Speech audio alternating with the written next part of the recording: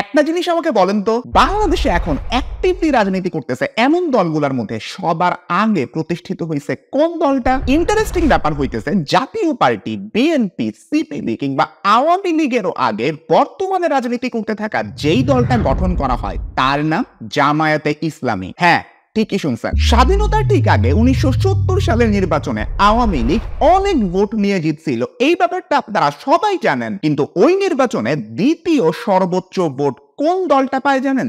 এই জামায়াতে ইসলামী। অবিভক্ত ভারতবর্ষে 1941 সালে গঠিত হওয়া জামায়াতে ইসলামীকে 83 বছর পরেও আপনি বাংলাদেশের রাজনীতি থেকে আলাদা করে চিন্তা করতে পারেন না। আওয়ামী লীগের পতনের পর অত্যাচার থেকে মুক্ত হয়ে আবার যখন তারা সামনে আসলো, মানুষের সেন্টিমেন্টও তাদের দিকে শিফট করা শুরু করলো। বিশেষ করে জামায়াতের আমির ডাক্তার শফিকুর রহমানের অহিংসা এবং সম্প্রীতির আহ্বান মানুষের মনে জোরে সোরে নাড়া দিয়ে গেছে। আজকে প্রথম পর্বে আমরা আলোচনা করব জামায়াতের জন্ম, দর্শন, মনস্তত্ত্ব, 71-এ তাদের অবস্থান এবং প্রতিকূল পরিস্থিতিগুলো মোকাবেলা করে তারা কিভাবে 2024 সালের সেপ্টেম্বর পর্যন্ত সার্ভাইভ করলো, এই ব্যাপারগুলো নিয়ে পরবর্তী পর্বে থাকবে বাংলাদেশের রাজনীতিতে জামায়াতের অংশগ্রহণ এবং অবস্থান বিষয়ক আলোচনা। তো চলো প্রথম পর্বের গল্প শুরু করা যাক। বাংলাদেশের রাজনীতিতে টিকে থাকার জন্য জামায়াতে ইসলামীকে প্রতিনিয়তই ব্যাপক প্রতিকূলতার মুখোমুখি হতে হয়েছে। প্রথমে আলোচনা করি 1971 পরবর্তী সময়ে জামায়াতে ইসলামীর অবস্থা কি দাঁড়িয়েছিল। 1972 সালে ধর্মভিত্তিক রাজনৈতিক দল নিষিদ্ধ করা হয়। সেই হিসাবে জামায়াতে ইসলামী একটা ধর্মভিত্তিক রাজনৈতিক দল, ওরাও 1972 সালে নিষিদ্ধ। এখন পূর্ব পাকিস্তান জামায়াতের সর্বশেষ আমির যিনি ছিলেন তার নাম গোলাম আজম, যার কথা আপনারা সবাই জানেন। 1973 সালের এপ্রিলে শেখ মুজিব সরকার 39 জনের নাগরিকত্ব বাতিল করে, তার মধ্যে উনি ছিলেন একজন। গোলাম আজম একটা লম্বা সময় সৌদি আরবে থেকে জামায়াতের সাথে কানেকশন রাখছিলেন। 1977 সালে জিয়াউর রহমান একটা অধ্যাদেশ জারি করেন, যার মাধ্যমে ধর্মভিত্তিক রাজনৈতিক দলগুলোকে আবারও রাজনীতিতে ফেরত আসার সুযোগ দেওয়া হয়। তবে দীর্ঘদিন পর্যন্ত জামায়াতে ইসলামের একটা বড় সমস্যা ছিল গোলাম আজমের নাগরিকত্ব ইস্যু। উনি যখন 1978 সালে বাংলাদেশে ফেরত আসেন, তখন তিনি পাকিস্তানের নাগরিক হয়ে পাকিস্তানের পাসপোর্ট দিয়েই ফেরত আসেন। ইন্টারেস্টিং ব্যাপার, ওই বছরে তিনি জামায়াতে ইসলামীর আমির নির্বাচিত হন। একজন বিদেশি নাগরিক কিভাবে বাংলাদেশের একটা রাজনৈতিক দলের নেতা হন, এইটা নিয়ে ওই সময় চরম সমালোচনা হয়। এমনকি সেই বিদেশি নাগরিক যখন পাকিস্তানের নাগরিক হয়ে আসেন, গোলাম আজম সেই 1978 সালে নাগরিকত্বের জন্য আবেদন করেন, কিন্তু জিয়া সরকার এবং এরশাদ সরকার উভয়েই এই আবেদনটাকে ঝুলায় রাখে। 1992 সালে বিএনপি সরকারের আমলে তাকে শো কজ নোটিশ পাঠানো হয়। ইস্যুটা ছিল ভিসার মেয়াদ শেষ হওয়া এবং সংবিধান লঙ্ঘন করে জামায়াতে ইসলামের আমির হওয়া। এইদিকে 1992 সালে আরেকটা উল্লেখযোগ্য ঘটনা ঘটে। ঘাতক দালাল নির্মূল কমিটির উদ্যোগে একটা গণ আদালত গঠন করা হয়, যেখানে গোলাম আজমকে ডেথ সেন্টেন্স দেওয়া হয়। বিচারকদের মধ্যে প্রধান ছিলেন শহীদ রুমির মা জাহানারা ইমাম। অন্যদিকে গোলাম আজমের অনুপস্থিতিতে তার পক্ষে আইনজীবী হিসেবে নিয়োগ করা হয় এখনকার খুবই পরিচিত একটা মুখ, আমাদের বর্তমান আইন উপদেষ্টা আসিফ নজরুলকে। কিন্তু আদালতটা তো হইতেছে একটা গণ আদালত, ওরা রায় কার্যকর করতে পারে না। তাই এই রায় কার্যকর করার জন্য সরকারের প্রতি অনুরোধ জানানো হয়। তো তখন আগের সরকারগুলোর মতনই বিএনপি সরকারও গোলাম আজমের এই নাগরিকত্বটাকে ঝুলায় রাখছিল, অ্যাটলিস্ট শুরুর দিকে। তার পাশাপাশি গণ আদালতের বিষয়টা নিয়েও সেই সময় ব্যাপক আলোচনার সৃষ্টি হয়। পরে 1993 সালে তিনি প্রথমে হাইকোর্ট এবং পরবর্তীতে সরকার পক্ষের আপিলের ভিত্তিতে সুপ্রিম কোর্টের রায়ের মাধ্যমে নাগরিকত্ব ফেরত পান এবং 1994 সালে বাংলাদেশি পাসপোর্ট পান। জামায়াতে ইসলামের প্রতিকূলতার শেষ আর চরম ধাপটা আসে গত আওয়ামী লীগ সরকারের আমলে। 2010 সাল থেকে শুরু হওয়া যুদ্ধাপরাধের বিচারের অংশ হিসেবে জামায়াতের শীর্ষ নেতাদের বিচার করে সাজা দেওয়া শুরু হয়। ঘটনা শুরু হয় 2010 সালের 29 জুন। ওই দিন জামায়াতের আমির মতিউর রহমান নিজামী, সেক্রেটারি জেনারেল আলী আহসান মোহাম্মদ মুজাহিদ এবং নায়েবে আমির দেলোয়ার হোসেন সাইদিকে অ্যারেস্ট করা হয়। শুরুতে তাদের ব্যাপারে যে মামলাটা ছিল ধর্মীয় অনুভূতিতে আঘাত দেওয়ার মামলা, পরে তাদের বিরুদ্ধে যুদ্ধাপরাধের মামলা হয়। 13 জুলাই গ্রেফতার হন সহকারী সেক্রেটারি জেনারেল মোহাম্মদ কামারুজ্জামান এবং আব্দুল কাদের মোল্লা। 2012 সালের 11 জানুয়ারি ট্রাইব্যুনালে হাজির করানো হয় গোলাম আজমকে। ওই দিনই তাকে কেন্দ্রীয় কারাগারে পাঠানো হয়। এইভাবে জামায়াতের শীর্ষ নেতৃত্বকে একেবারেই মাইনাস করে তোলা হয়। মার্কিন ও ব্রিটিশ দূতাবাস সেই সময় বেশ ভালোই অ্যাক্টিভ ছিল। আন্তর্জাতিক মানদণ্ড অনুসারে আটক নেতাদের আইনি সুরক্ষা নিশ্চিত করতে তারা আহ্বান জানায়। 2013 সালের 21 জানুয়ারি যুদ্ধাপরাধের প্রথম রায় আসে জামায়াতের সাবেক নেতা আবুল কালাম আজাদের বিরুদ্ধে। তাকে দেওয়া হয়েছিল। তিনি অবশ্য আগেই গোপনে দেশ ছেড়ে চলে যান। এরপরে 5ই ফেব্রুয়ারি যাবজ্জীবন কারাদণ্ড হয় আব্দুল কাদের মোল্লার। এই রায়ের বিরুদ্ধে সেই সময় গঠন করা হয় বহুল আলোচিত গণজাগরণ মঞ্চ। কাদের মোল্লার দাবিতে শাহবাগের ব্লগার এবং অনলাইন অ্যাক্টিভিস্টরা এই আন্দোলনটা শুরু করে। পরে ধীরে ধীরে অনেক মানুষই এখানে যোগ দেন। আন্দোলনের গতি বাড়তে থাকায় সরকার এক পর্যায়ে আইন সংশোধন করে। সেইখানে সরকার আপিল করতে পারবে এমন একটা ধারা আইনে অ্যাড করা হয়। পরে আপিলে উচ্চ আদালত কাদের মোল্লা ফাঁসির সাজা দেয়। মহিউদ্দিন আহমদ এই আন্দোলনকে বিশ্লেষণ করতে গিয়ে বলেন, এই রায় কি আদৌ ন্যায় বিচার নাকি জনতুষ্টির রায় তা নিয়ে স্বাভাবিকভাবেই তখন অনেক আলোচনা হয়। সমালোচনা বেশি হওয়ার কারণ হিসেবে সরকারের বিভিন্ন সংস্থা দ্বারা এই আন্দোলনে প্রশ্রয় দেওয়া এবং সহযোগিতা করার ব্যাপারটা ছিল অন্যতম। তার বিশ্লেষণের সারমর্ম ছিল, ক্ষমতাসীন আওয়ামী লীগ সরকার এই আন্দোলনের ফসল ঘরে তুলতে সমর্থ হয়। তো যাই হোক, এরপর 18ই ফেব্রুয়ারি দেলোয়ার হোসেন সাঈদীর ফাঁসির আদেশ আসে। এর বিরুদ্ধে কিন্তু তখন বিক্ষোভ হয় সারা দেশে। 28শে ফেব্রুয়ারি থেকে 4 মার্চের মধ্যে 74 জন মানুষ প্রাণ হারায় বলে প্রথম আলো সংবাদ প্রকাশ করে। এই ঘটনাকে গণ দিয়ে 12ই মার্চ বিএনপির এক সমাবেশে খালেদা জিয়া বলেন, তখনকার স্বরাষ্ট্রমন্ত্রী মহিউদ্দিন খান আলমগীর উনি নিজেই একজন রাজাকার। আওয়ামী লীগেও বহু রাজাকার আছে, আগে তাদের ধরতে হবে। আমরাও যুদ্ধাপরাধের বিচার চাই, যা হবে স্বচ্ছ ও আন্তর্জাতিক মানের। আমরা ক্ষমতায় গেলে সেই বিচার করব। এখন আপনারা যে লিস্টটা দেখতেছেন, এখানে যুদ্ধাপরাধের বিচারে কার সাজা কত তারিখে হয়েছে নাম সহ এখানে দেওয়া আছে। তবে বিচার প্রক্রিয়াটা নিয়েও অনেক সমালোচনা আছে। এখন গোলাম আজম জামায়াতের পক্ষে যে কথাটা বলেন, উনি জাতির উদ্দেশ্যে দেওয়া বিবৃতিতে বলছিলেন, শেখ মুজিব সরকার 195 জন পাকিস্তানি সেনা কর্মকর্তাকে অপরাধী হিসেবে অন্তর্ভুক্ত করছিল। যেসব বেসামরিক লোকজন সেনাবাহিনীর পক্ষ নিয়েছিল তাদেরকে বলা হয়েছিল কোলাবোরেটর। 1974 সালে ওই 195 জন অফিসারকে বাংলাদেশ, ভারত, পাকিস্তানের মধ্যে হওয়া একটা চুক্তির মাধ্যমে ক্ষমা করা হয়। এর আগে 1973 সালের 30শে নভেম্বর অপরাধের বিচারের জন্য করা দালাল আইনের আওতায় বিচারাধীন থাকা লোকজনের ব্যাপারে সাধারণ ক্ষমা ঘোষণা করা হয়। এই আইনে অভিযুক্ত ছিলেন প্রায় 37,500 ব্যক্তি। এদের মধ্যে 2,848 জনের মামলা নিষ্পত্তি হয়, সাজা হয় 752 জনের। তার ভাষ্য মতে যুদ্ধাপরাধের মীমাংসা শেখ সাহেব স্বয়ং করে দিয়ে গেছেন। তো গোলাম আজমের পয়েন্ট অফ ভিউ হইতেছে, শেখ মুজিব যেহেতু একবার যুদ্ধাপরাধের বিচার করছেনই, আবার এই ইস্যুটাকে আনার যৌক্তিকতা কি? দেখেন, আজকের এই ভিডিওটাতে জামায়াতে ইসলামের পয়েন্ট অফ ভিউ আসলে কি, এই ব্যাপারটা নিয়ে নিজেদের মাথায় চিন্তা করানো, এটাও আজকের ভিডিওর একটা উদ্দেশ্য। জামায়াতে ইসলামী যে শুধু বাংলাদেশ আমলে প্রতিকূলতার মুখোমুখি হয়েছে, ব্যাপারটা এইরকম না। পাকিস্তান আমল থেকেই তাদেরকে ব্যাপক প্রতিকূলতার মুখোমুখি হয়ে আসতে হয়েছে। আপনার মনে হইতেই পারে, পাকিস্তানের মতন দেশে জামায়াতে ইসলামীর আবার কি সমস্যা হবে? প্রথম কথা, জামায়াতে ইসলামী তো একটা মুসলিম দল। তার উপরে বাংলাদেশের মুক্তিযুদ্ধের সময়ে জামায়াতে ইসলামী পাকিস্তানকে সমর্থন দিছিল। তাইলে পাকিস্তান আমলে ওদের সাথে আবার কারা গ্যাঞ্জাম করলো? জামায়াতে ইসলামীর যে মূল তাত্ত্বিক এবং প্রথম আমির আবুল আলা মওদুদীর নাম আপনারা সবাই জানেন। 1953 সালে লাহোরে কাদিয়ানি বিরোধী দাঙ্গায় উস্কানি দেওয়ার অভিযোগে উনাকে গ্রেফতার করা হয়। 1954 সালের 11ই মে মাওলানা মওদুদীকে সামরিক আদালত মৃত্যুদণ্ড দেয়। 19শে মে সেই রায় পরিবর্তন করে যাবজ্জীবন কারাদণ্ড দেওয়া হয়। এই রায়টা অবশ্য কার্যকর হয় নাই। এখন 1958 সালে পাকিস্তানে তো সামরিক আইন জারি হয়। তখন রাজনৈতিক দলগুলোর উপরে বিভিন্ন বিধি নিষেধ আসতে থাকে, এন্ড জামায়াতে ইসলামীও এর থেকে বাদ যায় নাই। 205 নম্বর নবাবপুর রোডে জামায়াতের পূর্ব পাকিস্তান শাখার অফিস ছিল। সরকারের পক্ষ থেকে এখানে তালা মেরে বইপত্র, ফার্নিচার, ফাইল এই সব কিছু নিয়ে যাওয়া হয়। 1962 সালে এসে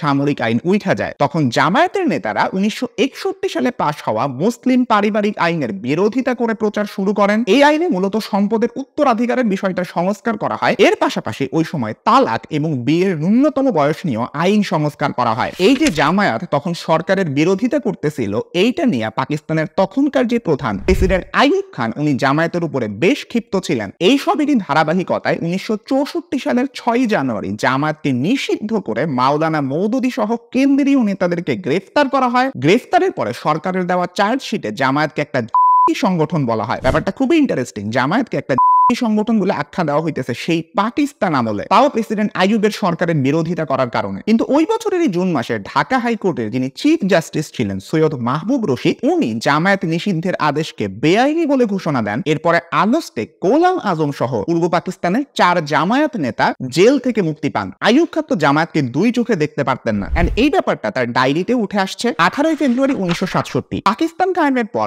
ইসলামী রীতিতে দেশ চালানোর বিষয়টা মোল্লাদের উপরে ছেড়ে দিয়েছে, যারা সবসময় পাকিস্তান এবং শিক্ষিত মুসলমানদের বিরোধিতা করে এসেছে। এই লোক মওদুদি জীবন পেয়ে নির্দেশ দিচ্ছে দেশ কিভাবে চলবে। এর মানে হলো তার হাতে ক্ষমতা ছেড়ে দিতে হবে, যেন সেই হচ্ছে ইসলামের সঠিক ব্যাখ্যাকারী এবং অভিভাবক। 25শে ফেব্রুয়ারি 1967 প্রেসিডেন্ট আইয়ুব জামায়াতে ইসলামীকে ধর্মীয় লেবাসে একটা রাজনৈতিক দল বলে আখ্যা দেন। 1969 সালের 12ই অগাস্ট টিএসসিতে একটা খুবই গুরুত্বপূর্ণ ঘটনা ঘটে বাংলাদেশের রাজনীতির প্রেক্ষাপটে। ওই দিন শিক্ষা ব্যবস্থা নিয়ে একটা আলোচনা সভার মাঝপথে ছাত্রলীগ এবং ছাত্র ইউনিয়ন বনাম ইসলামী ছাত্র সংঘ, যেটা জামায়াতের সহযোগী ছাত্র সংগঠন ছিল সেই সময়, এই দুই পক্ষের মধ্যে একটা বাগ বিতণ্ডা হয় এবং সভাটা পণ্ড হয়ে যায়। সভা থেকে বের হয়ে ইসলামী ছাত্র সংঘের নেতা আব্দুল মালেক এবং মোহাম্মদ ইদ্রিস আলী রেসকোর্স ময়দানের ভিতর দিয়ে যাচ্ছিলেন। তখন সেখানে থাকা ছাত্রলীগ প্লাস ছাত্র ইউনিয়নের নেতাকর্মীরা তাদের উপরে হামলা করে। গুরুতর আহত অবস্থায় দুইজনকে হাসপাতালে নিলে আব্দুল মালেক সেখানেই প্রাণ হারান। হাসিনা বলে আবরার ফাহাদের ঘটনা কিংবা মব লিঞ্চিংয়ের সময় এইরকম মানুষ মারার ঘটনা এখন আমাদের কাছে খুবই স্বাভাবিক হয়ে গেছে, কিন্তু ওই সময় ঢাকায় এইরকম ভাবে প্রাণ হারানোর ঘটনা ছিল বিরল। এইটা নিয়ে পত্র পত্রিকায় অনেক আলোচনা সমালোচনা হয়। পত্রিকায় ছাপা ছবি দেখে হামলাকারীদেরকে শনাক্ত করা যায়। লেখক ও গবেষক মহিউদ্দিন আহমদ এই ঘটনাকে দেশের ছাত্র রাজনীতির জন্য একটা ইনফ্লুয়েন্সিয়াল ঘটনা বলে ব্যাখ্যা করেছেন। তার মতে এই ঘটনার কারণে ছাত্র রাজনীতিতে প্রতিদ্বন্দ্বী দলগুলা একে অপরের শত্রুতে পরিণত হয়। খেয়াল রাখবেন, প্রতিদ্বন্দ্বী কারা আর শত্রু কারা এই দুইটা শব্দের মধ্যে কিন্তু ব্যাপক একটা ফারাক আছে। এই ঘটনাটার সাথে সম্পৃক্ত যে তিনটা ছাত্র সংগঠন, ওরা কিন্তু একত্রে আইয়ুব সরকারের সময়ে তার যে সমর্থক ছাত্র সংগঠন ছিল এনএসএফ, এইটার বিরোধিতা ওরা তিনটা ছাত্র সংগঠন একসাথে করছিল। পাকিস্তান আমলে শেষবার 70-এর নির্বাচনকে সামনে রেখে 1970 সালের 18ই জানুয়ারি এক জনসভায় জামায়াতের উপরে হামলা হয়। এতে অসংখ্য মানুষ আহত হন, 2 জন প্রাণ হারান। গোলাম আজম এই হামলার পিছনে প্রশাসন, পুলিশ এবং আওয়ামী লীগকে দায়ী করে। তো বুঝতেই পারতেছেন পাকিস্তান আমলেও জামায়াতে ইসলামীকে ব্যাপক পরিমাণ প্রতিকূলতা পার হয়ে আসতে হয়েছে। এখন আসা যাক জামায়াতে ইসলামের অন্যতম বিতর্কিত ভূমিকা 71-এ তাদের ভূমিকা নিয়ে, যেইটা নিয়ে জামায়াতে ইসলামী দলটার পাশে সবচেয়ে বড় প্রশ্নবোধক চিহ্নটা থাকে। এটা একদমই স্পষ্ট যে তারা অখণ্ড পাকিস্তান চেয়ে 71-এর পুরোটা সময় পাকিস্তান আর্মিকে সহায়তা করেছে। তখনকার বিভিন্ন পত্রপত্রিকায় এইসবের দলিল আছে। এইটা যেমন সত্য, তেমনি ইতিহাস পেজে সব পক্ষের পয়েন্ট অফ ভিউ থেকে আমাদের যাচাই করে দেখতে হবে এই ব্যাপারটাও সত্য। 71-এ জামায়াতে ইসলামীর এমন স্ট্যান্স নেওয়ার পক্ষে তাদের কি লজিক ছিল? মূলত ভারতের আগ্রাসনের আশঙ্কা এবং সমাজতন্ত্র ও ধর্মনিরপেক্ষতার মতো বিষয়কে মুক্তিযুদ্ধের আউটকাম হিসেবে প্রতিষ্ঠা করার যে ইঙ্গিত বা ঘোষণা, সেইটা থাকা। গোলাম আজম কারাবরণের আগে জাতির উদ্দেশ্যে দেওয়া একটা বিবৃতিতে বলেন, 25শে মার্চের আগ পর্যন্ত আওয়ামী লীগ অখণ্ড পাকিস্তানের বাইরে কিছুই ভাবে নাই। নির্বাচনের ন্যায্য ফলাফল অনুযায়ী পুরো পাকিস্তানে জাতীয় সরকার হিসেবে আবির্ভূত হওয়াই আওয়ামী লীগের লক্ষ্য ছিল। সোজা কথায় আওয়ামী লীগ পাকিস্তান ভাগ হোক এইটা চায় নাই নাকি পুরো পাকিস্তানের সরকার হিসেবে আওয়ামী লীগ আবির্ভূত হবে। তিনি এই দাবির পিছনে সৈয়দ নজরুল ইসলাম এবং আব্দুস সামাদ আজাদের সাথে তার যোগাযোগের ব্যাপারটা উল্লেখ করেন। 25শে মার্চেও টেলিফোনে আব্দুস সামাদ আজাদ তাকে জানিয়েছিলেন যে অখণ্ড পাকিস্তান ছাড়া অন্য কোনো বিকল্প আওয়ামী লীগ চিন্তা করছে না। গোলাম আজম তার জীবনে যা দেখলাম এটা 7ম খণ্ডে উল্লেখ করেন। উনি পাকিস্তান ভাঙার জন্য সরাসরি ইয়াহিয়া এবং ভুট্টোকে দায়ী করেন। শেখ মুজিব পাকিস্তানের প্রধানমন্ত্রী হয়ে নিয়মতান্ত্রিক উপায়ে পূর্ব পাকিস্তানকে বিচ্ছিন্ন করতে চেয়েছিলেন বলে জানান। তিনি এর পক্ষে যুক্তি দিয়ে বলেন, শেখ মুজিব সশস্ত্র মুক্তিযুদ্ধ চাইলে সবার সাথে ভারতে পালিয়ে যেতেন, পাকিস্তানে বন্দী হতে রাজি হতেন না। তিনি জীবনে যা দেখলামের 8ম খণ্ডে পাকিস্তান ভাঙার জন্য 1 নম্বর অপরাধী হিসেবে ভুট্টোকে দায়ী করেন। কারণ হিসেবে বলেন যে এক দেশের পার্লামেন্টে দুইটা দল মেজরিটি পার্টি হিসেবে থাকতে পারে না। ভুট্টো স্বাভাবিকভাবে বিরোধী দলীয় নেতা হিসেবে থাকতে পারতেন, তা না করে তিনি ইয়াহিয়ার সাথে ষড়যন্ত্র করে বাংলাদেশকে মুক্তিযুদ্ধ করতে বাধ্য করেন এবং ভারতকে হস্তক্ষেপ করার মহা সুযোগ সৃষ্টি করে দেন। তবে তার বক্তব্য যাই থাকুক, 71-এ জামায়াতে ইসলামী এবং গোলাম আজমের অবস্থান নিয়ে প্রশ্ন তোলার ব্যাপক সুযোগ আছে। প্রথমেই আসে শান্তি কমিটির কথা। এইটা গঠিত হয় 16 এপ্রিল 1971 সালে। গোলাম আজম শান্তি কমিটির প্রাথমিক অবস্থায় একজন প্রধান সদস্য ছিলেন। 13 জুন জামায়াতে ইসলামের মুখপত্র দৈনিক সংগ্রাম শান্তি কমিটির দায়িত্ব ও কর্তব্য শিরোনামে একটা সম্পাদকীয় ছাপে। এইখানে শান্তি কমিটির কাজের ধারণা পাওয়া যায়। এইখানে পাকিস্তান পন্থীদেরকে দেশপ্রেমিক এবং মুক্তিযোদ্ধাদের দুষ্কৃতিকারী গেরিলা আখ্যা দিয়ে প্রেরণা নিয়ে তাদের মোকাবেলা করার আহ্বান জানানো হয়। তবে শান্তি কমিটির একটা বিষয়, এটা গঠন করা হয়েছিল সরকারি উদ্যোগে, আর ইউনিয়ন পর্যায়ে নির্বাচিত প্রতিনিধিরাই এই কমিটির সদস্য হইতেন। তাদের সবাই যে স্বাধীনতা বিরোধী ছিলেন ব্যাপারটা এমন না, অনেকে মুক্তিযুদ্ধে সহায়তা করেছেন, আবার অনেকের সন্তান ছিলেন মুক্তিযোদ্ধা, এমনটাই তার বইয়ে মহিউদ্দিন আহমেদ উল্লেখ করছেন। যাই হোক, ৭১-এর সময়টাতে জামায়াতে ইসলামী বৃহত্তম পাকিস্তানপন্থী রাজনৈতিক দল। ৭০-এর নির্বাচনে তারা দ্বিতীয় সর্বোচ্চ ভোট পায়, এটা তো আগেই আপনাদেরকে বলছি। মুক্তিযুদ্ধের সময় তাদের মনোভাবটা এমন ছিল যেন মুক্তিযোদ্ধারা ভারতের চর এবং দুষ্কৃতিকারী। ১১ এপ্রিল গোলাম আজম বলেন যে মুক্তিযোদ্ধারা ভারতের প্রেরণ করা সশস্ত্র অনুপ্রবেশকারী, তারা পূর্ব পাকিস্তানি মুসলমানদের কাছ থেকে সাহায্য পাবে না। ২১শে মে পূর্ব পাকিস্তান জামায়াতের সাধারণ সম্পাদক মোহাম্মদ শফিকুল্লাহ মুক্তিযুদ্ধকে সন্ত্রাসের রাজত্ব এবং গোলযোগ বলে আখ্যা দেন। সাধারণ সম্পাদক আব্দুল খালেক দাবি করেন সশস্ত্র দুষ্কৃতিকারী এবং ডাকাতদের নির্মূল করতে জনগণ স্বেচ্ছায় রেজাকার বাহিনীর ট্রেনিং নিচ্ছে। ১৪ই আগস্ট আজাদী বার্ষিকীতে ঢাকা বিশ্ববিদ্যালয়ের কলাভবন প্রাঙ্গণের এক সভায় গোলাম আজম বলেন, যদি পাকিস্তান না থাকে তবে বাঙালি মুসলমানের অস্তিত্ব থাকবে না। যারা এ কথা বুঝতে চায় না, পাকিস্তানের মাটি থেকে তাদেরকে উৎখাত করতে হবে। একই সভায় তখন নিখিল পাকিস্তান ইসলামী ছাত্র সংঘের সভাপতি ছিলেন মতিউর রহমান নিজামী। উনি বলেন, রক্তের বিনিময়ে প্রমাণ করে দেব যে কোনো বিদেশি চর পাকিস্তানের মূল ভূখণ্ডে আঘাত হানতে পারবে না। এইসব কথা যে মুক্তিযুদ্ধের সমর্থকদের প্রতি ইঙ্গিত করে বলা, এইটাতে কোনো সন্দেহ নাই। দৈনিক পাকিস্তান ২ সেপ্টেম্বর করাচি সফরে যাওয়া গোলাম আজম পাকিস্তান রক্ষা এবং মানুষের জীবনের নিরাপত্তার জন্য পাকিস্তান সেনাবাহিনীর প্রতি গভীর শ্রদ্ধা জানান। তিনি বলেন, কোন ভালো মুসলমানই তথাকথিত বাংলাদেশ আন্দোলনের সমর্থক হতে পারে না। রেজাকাররা খুবই ভালো কাজ করছেন বলে তিনি উল্লেখ করেন। দৈনিক আজাদ ২৪শে নভেম্বর পাকিস্তান ইসলামী ছাত্র সংঘের পূর্বাঞ্চল শাখার সভাপতি জনাব আলী আহসান মোহাম্মদ মুজাহিদ এবং সাধারণ সম্পাদক মীর কাশেম আলী গতকাল মঙ্গলবার এক বিবৃতিতে হিন্দুস্তানি হামলার বিরুদ্ধে রুখিয়া দাঁড়ানোর জন্য দেশের ছাত্র সমাজের প্রতি উদাত্ত আহ্বান জানিয়েছেন। তারা ছাত্র সংঘের প্রতিটি কর্মীর প্রতি পাকিস্তানের প্রতি ইঞ্চি জমি রক্ষার প্রস্তুতি গ্রহণের আহ্বান জানাইয়াছেন। গোলাম আজম বলেন, অন্তর্ঘাতী অনুচরদের ন্যায় আমাদের রেজাকার এবং অন্যান্য দেশপ্রেমিকদেরও একই ধরনের ক্ষমতা সম্পন্ন অস্ত্র সজ্জিত করিতে হইবে। সাথে পূর্ব পাকিস্তানের উপরে আস্থা স্থাপনের উদ্দেশ্যে ৩ দফা দাবি জানান। জামায়াতের প্রতিষ্ঠাতা এবং মূলতাত্ত্বিক আবুল আলা মওদুদী দৈনিক আজাদ ৭ ডিসেম্বর, দেশ বিধর্মীর দ্বারা আক্রান্ত হইলে মুসলমানদের জন্য বাধ্যতামূলক। ১৪ই নভেম্বর ১৯৭১ দিনটা হিজরি ক্যালেন্ডার অনুযায়ী ২৫শে রমজান ছিল। ওই দিন জামায়াতে ইসলামী বদর দিবস পালন করে। আল বদর বাহিনীর সদস্যরা মিছিলও বের করে ঢাকায়। ঐতিহাসিক বদরের যুদ্ধ অবশ্য ১৭ই রমজানে হয়েছিল। ওই দিন জামায়াতের মুখপত্র সংগ্রাম পত্রিকায় আল বদর বাহিনীর প্রধান মতিউর রহমান নিজামী বদর দিবস পাকিস্তান ও আল বদর শিরোনামে একটা নিবন্ধ লিখেন। সেইখানে তিনি মুক্তি বাহিনী প্রকারান্তরে হিন্দু বাহিনী ট্যাগ দেন, সাথে বলেন যে পাকিস্তানের কিছু মুনাফিক এই হিন্দু বাহিনীর পক্ষ নিয়ে কাজ করছে। সাইকোলজির কথা বললে মোটা দাগে জামায়াতে ইসলামী ৭১-এ মুক্তিযুদ্ধের ঘোর বিরোধিতা করছে। এইটা তাদের সেই সময়ের ভাষণ, লেখনী, বিবৃতিতে খুব স্পষ্টভাবে বোঝা যায়। গোলাম আজম তার জীবনে যা দেখলামের ৩য় খণ্ডে লিখছেন, তার ধারণা ছিল বাংলাদেশ স্বাধীন হয়ে যাবে, কিন্তু তা যে ডিসেম্বরের মাঝেই হবে তা তিনি বুঝতে পারেননি। উর্দু ডাইজেস্ট ম্যাগাজিনের আলতাফ হোসাইন কুরাইশিকে তিনি বিজয়ের প্রতিক্রিয়া হিসেবে জানান যে ভারতীয় হিন্দু ও শিখ বাহিনীর কাছে প্রায় ১ লক্ষ মুসলিম সেনা আত্মসমর্পণ করায় তিনি ব্যথিত। তিনি এর কারণ হিসেবে বলেন যে সেনাবাহিনী উন্নত চরিত্রের পরিচয় দিতে ব্যর্থ হয়েছে, আর তাই তাদের উপরে আল্লাহর গজব নাজিল হয়েছে। ১৬ই ডিসেম্বর যে বাংলাদেশের জন্ম হয়েছিল তা জামায়াত কর্মীরা তখনই মেনে নিয়েছে। শাসন ব্যবস্থার মূলনীতি মেনে নিতে না পারলেও দেশের স্বাধীন সত্তাকে তারা মেনে নিয়েছে। বাংলাদেশের নতুন প্রজন্ম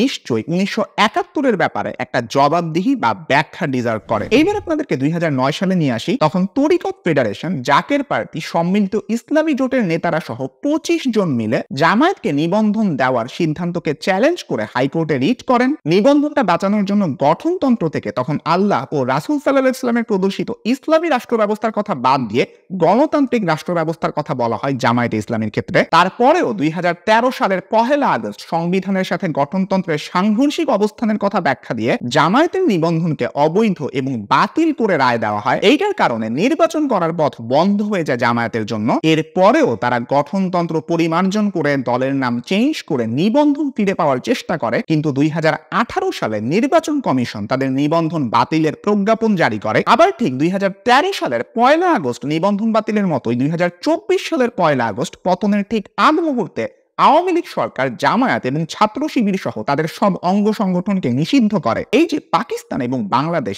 দুই আমলেই এত দমন আর পীড়ন, এইটা সহ্য করে জামায়াতে ইসলামের টিকে থাকার যে অবিশ্বাস্য একটা শক্তি, এই শক্তির উৎস ব্যাখ্যা করতে গিয়ে সব শেষে মহিউদ্দিন আহমদের সুরেই বলা যায়, বড় দলগুলো জামায়াতকে শত্রু হোক বা বন্ধু দুই ভাবেই বিবেচনায় রাখে। এ শক্তির জোরেই শত দুর্বিপাকেও তারা টিকে আছে। শত চেষ্টা করেও তাদের মাঝে ভাঙন ধরানো যায়নি। আর জামায়াতটা শুধু দল নয়, এটি একটি রাজনৈতিক ধারা। এটি কোনো না কোনো ভাবে আবরণে বহমান থাকবে বলেই মনে হয়। এই কথাটা দিয়ে আজকের পর্ব শেষ করলাম। আগামী পর্বে জামায়াতে ইসলামের বাকি আলোচনাটা আপনাদের সামনে তুলে ধরার চেষ্টা করব। সবাই ভালো থাকবেন, সুস্থ থাকবেন, দেখাবেন ইনশাআল্লাহ পরবর্তী ভিডিওতে। আল্লাহ হাফেজ।